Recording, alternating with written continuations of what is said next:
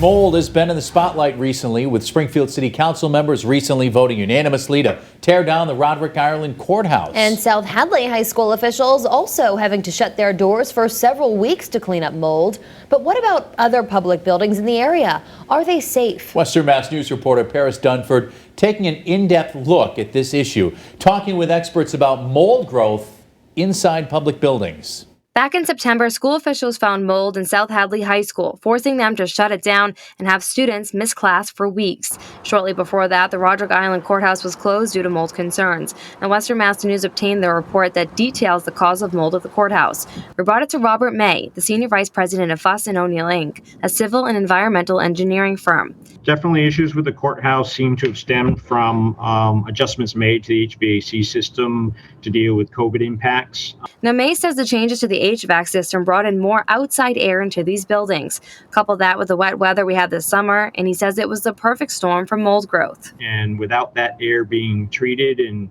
appropriately cooled and or dried to basically remove the moisture, it's not a surprise that they saw problems there. And according to May, many local officials made similar changes in several public buildings to help battle issues with COVID-19 and air quality. So Western Mass News decided to hire Daniel Atkins, mold inspector and founder of Nature's Way, Inc. We tested 3 public buildings in Western Mass. With the guidance of May, we chose Chicopee District Court, Holyoke City Hall, and Springfield Union Station. We focused on courthouses and libraries and Union Station and those type of things where a lot of people could congregate, trying to give them conditions such as things that you would say leading to those problems, like stained ceiling tiles would be evidence of maybe water intrusion. Thankfully, none of these locations we tested raised major concerns.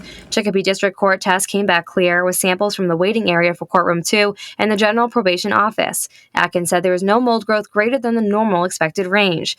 We asked Chicopee Mayor John View how he prevents mold in official city buildings. He sent us a statement saying in part, quote, "The keys to preventing mold in our buildings is by having a hardworking maintenance staff that follows strict cleaning guidelines, along with regular maintenance and quarterly filter replacements of all our HVAC equipment to ensure proper airflows in all areas." Now in Springfield Union Station, we tested the hallway near the back entrance, which was in normal expected range according to Atkins.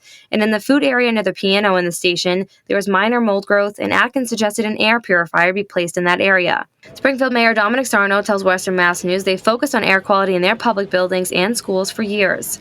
We were already taking measures prior to deal with situations some years ago, and then with the COVID-19 we really escalated in retrofitting all our buildings, school buildings and public buildings, to make sure that they were safe and sound, above the ASHRAE standards. Over in Holyoke, we tested the hallway near room number 15, where there was no mold growth. We also tested the hallway near the men's bathroom, where Atkins said no remediation was necessary, but he would also suggest an air purifier for that area. John Gibbons is an assistant professor of the Food Science Department at UMass Amherst. He studies all kinds of mold and says there are many different causes for the fungus. A leaky pipe, it could be a window that's not properly sealed that's letting in moisture. He says once mold enters a building and sticks on a surface, it can start growing within 2 days. You really want to find it and remove it within like a 48-hour period. Which may be really difficult since you can't necessarily see mold growing in the early stages. Instead, Gibbons says you might see discolored spots from the moisture. Now, once the mold spores enter the building, they need moisture and something to eat to spread. According to Gibbons, mold lives off plant products, which is why it often grows on wood items inside buildings. That's why you might find them eating wallboard or ceiling tiles, wood, things like that that would be inside of a building.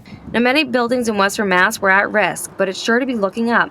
May says once people start turning on their heating systems for the winter, mold will no longer thrive inside those buildings. Reporting for Western Mass News, I'm Paris Dunford. Coming up next week, we take a look inside a common place for communities, public libraries. How does mold affect these buildings? It's all part of our series, Getting Answers, Mold Outbreaks.